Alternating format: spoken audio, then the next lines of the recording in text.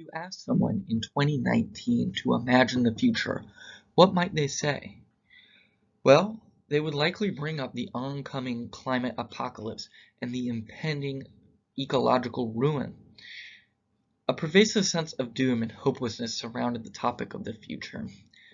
But what does 2029 actually look like? A decade later, we've made many advancements. We have solar farms, sustainable buildings, smart cities, electrical cars, reforestation projects, and advanced genetic modification technology. Our discourse is much more hopeful and we feel much more in control. So, how did we get here? We're going to take a look at one specific initiative, the Building for Life program, which was based off of a clause from the Green New Deal in 2019. It sought to upgrade existing buildings to increase energy efficiency, water efficiency, affordability, and safety. There were two challenges that this program was seeking to combat. First, climate change. The threat of climate change was actually accurately captured by the hysterical rhetoric of 2019. It's the challenge of this century, and the effects were already starting to be felt between greater inclement weather and rising sea levels. Another major issue at this time was economic inequality. In fact, the three richest Americans held more wealth than the bottom 50% of the country. And this economic disparity was evident in the housing and the quality of living conditions between different classes of people. For inspiration, we looked to the past. The Green New Deal itself harkens back to the New Deal of the 1930s, which was responsible for some of our nation's greatest accomplishments and most popular programs, like Social Security, rural electrification. But it also gave us a chance to recognize some of the limitations, especially with relation to race and gender.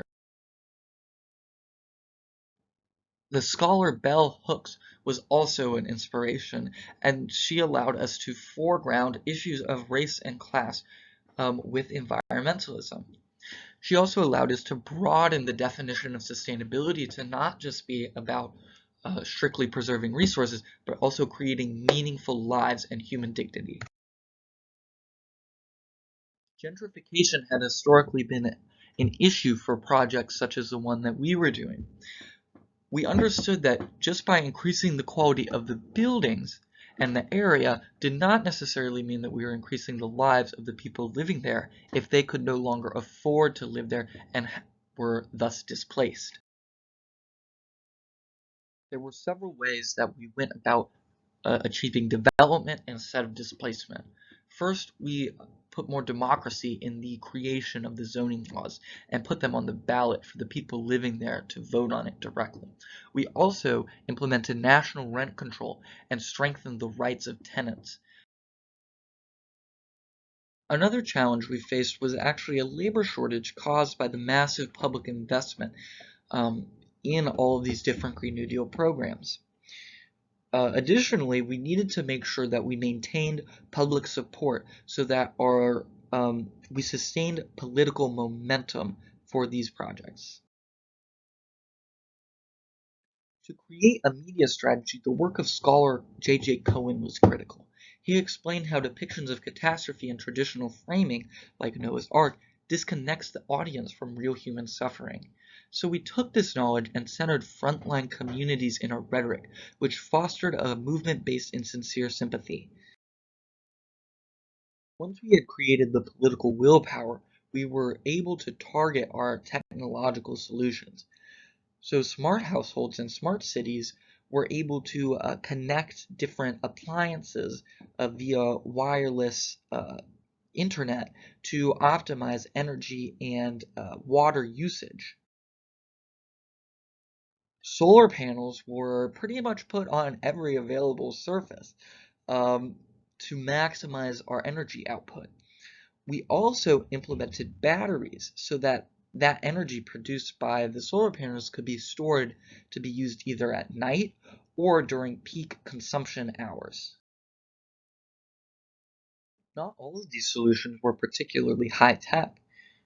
In a lot of cases, we just went in and put in insulation to reduce the stress on the heating and AC systems. We also installed a lot of energy-saving windows that kept out the heat in the summer and kept it in during the winter. Safety was also a major priority. So we went in and made sure that all the fire escapes were up to code and that smoke alarms were in place. We also removed all lead piping from the entire nation's infrastructure, which in 2019 would have just been a pipe dream.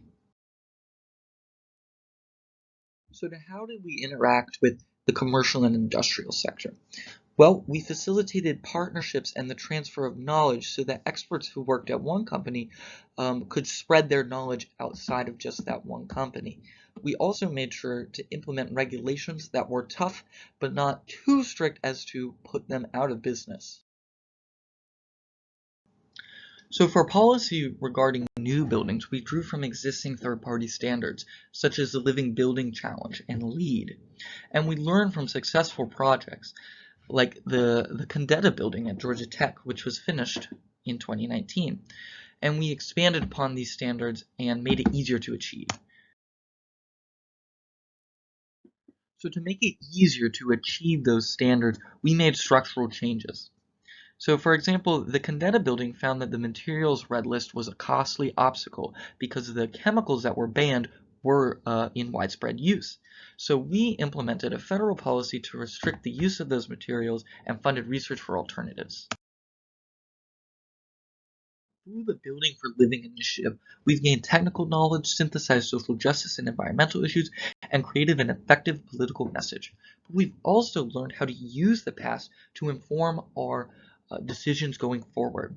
And in the future, we can use this as an example for other endeavors that want to create a better world.